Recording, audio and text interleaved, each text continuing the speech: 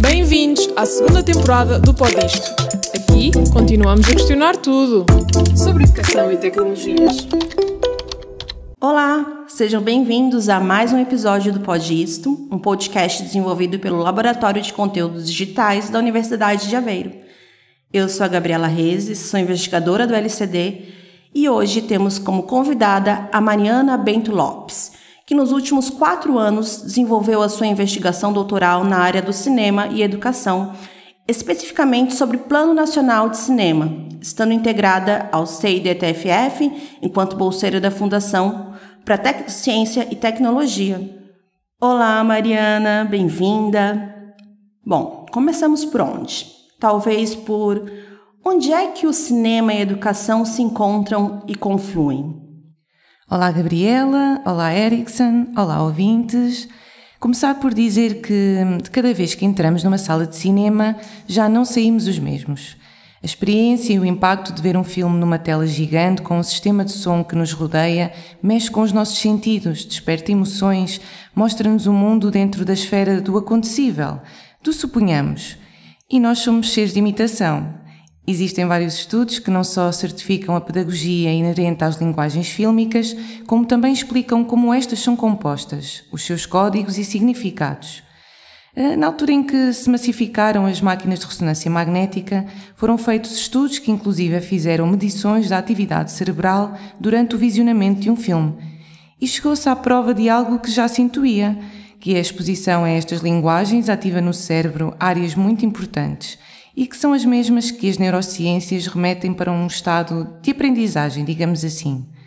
Para além deste aspecto, é importantíssimo considerarmos que vivemos hoje em sociedades digitais e tecnológicas que socialmente vivem das imagens em movimento.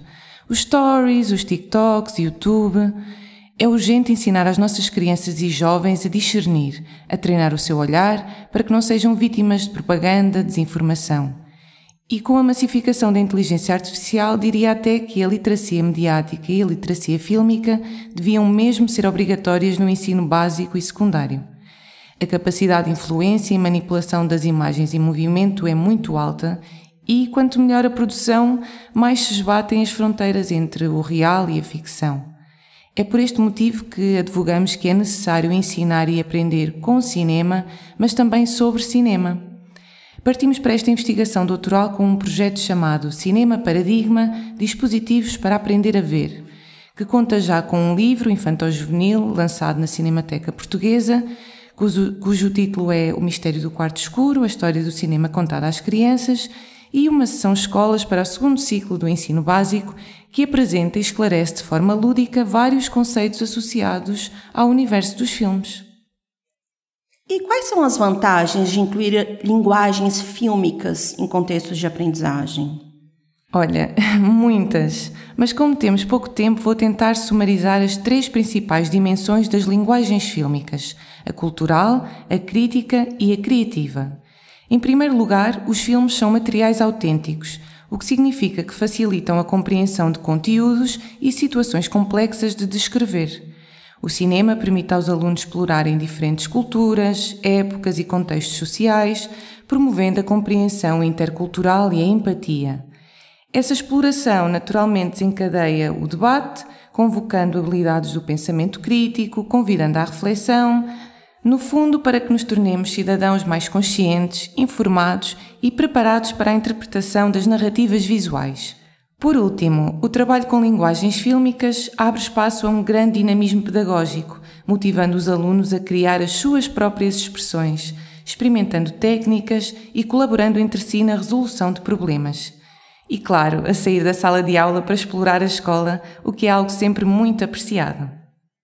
Mariana, e em Portugal? Existem políticas públicas que promovem essa aproximação entre cinema e educação?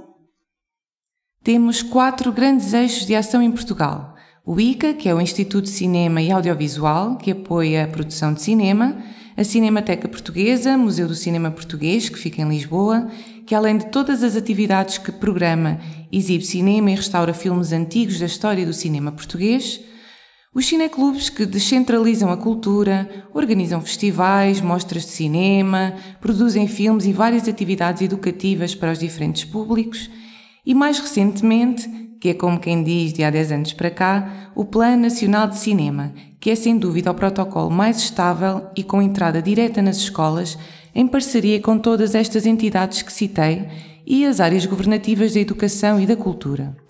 De forma prática, o Plano Nacional de Cinema oferece às escolas inscritas formação, uma plataforma de streaming com dezenas de filmes, cujos direitos de autor são assegurados, e mais de 3 dezenas de dossiês pedagógicos sobre alguns desses filmes. E quais foram as principais descobertas e surpresas que encontraste no terreno ao conversar com os coordenadores do Plano Nacional de Cinema? Nós, eu e a minha equipa de orientação, que é composta pelo professor Dr. António Moreira, pelo Dr. José Alberto Rodrigues e pela professora Dra. Raquel Pacheco, levantámos dados a partir de 2 instrumentos, um inquérito por questionário, que obteve 121 respostas, e um inquérito por entrevista a 21 professores coordenadores do Plano Nacional de Cinema nos seus agrupamentos e escolas não agrupadas. Levámos a cabo um diagnóstico preliminar em literacia fílmica que inclui a caracterização socioprofissional dos participantes, hábitos culturais, práticas audiovisuais e conhecimentos de cinema. As entrevistas focaram-se sobretudo nas atividades desenvolvidas nas escolas e em sala de aula, recursos disponíveis e parcerias estabelecidas. Descobrimos que estes professores são apaixonados pelo cinema e que, mesmo não tendo muitos conhecimentos sobre linguagens fílmicas, investem em pesquisa e formação, são curiosos e proativos. Acreditam e defendem que o cinema é um dispositivo de trabalho muito interessante e que é necessário apresentar aos alunos um cinema diferente daquele que tipicamente está nas telas dos centros comerciais. Constatamos também que, infelizmente, na maioria dos casos não há grandes condições nas escolas, a nível de recursos humanos, materiais ou condições laborais, tal como horas atribuídas para o projeto, o que torna o trabalho destes coordenadores ainda mais louvável. Mariana, e para finalizarmos, quais são os teus planos futuros para essa linha de investigação e como vês a evolução da educação cinematográfica em Portugal nos próximos anos? Nós acreditamos que há muita margem para o Plano Nacional de Cinema se disseminar. Falamos de apenas 500 agrupamentos inscritos e dizemos apenas com todo o carinho, pois é fruto de um trabalho árduo, mas sabemos que ainda não chegamos a todos. Certamente será uma questão de tempo e de sensibilização da comunidade docente e das direções escolares. Tempo e política, porque estes protocolos estão sempre dependentes do apoio governativo.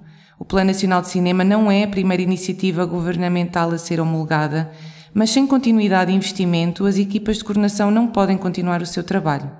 O projeto Cinema Paradigma avança sim com algumas linhas de ações futuras e entre eles a criação de uma unidade curricular que integra os cursos que habilitam à docência, preparando de antemão futuros professores para o trabalho com o cinema, o audiovisual e as imagens em movimento. Muito obrigada, Mariana, por este episódio e por esta valiosa reflexão sobre como o cinema pode favorecer diferentes aprendizagens. Obrigada eu por me receberem e viva o cinema!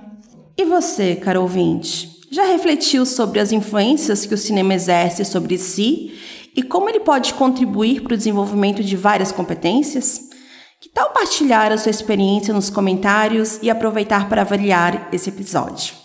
Muito obrigada a todos e até o próximo episódio do Pode Isto, um podcast do LCD. Até já!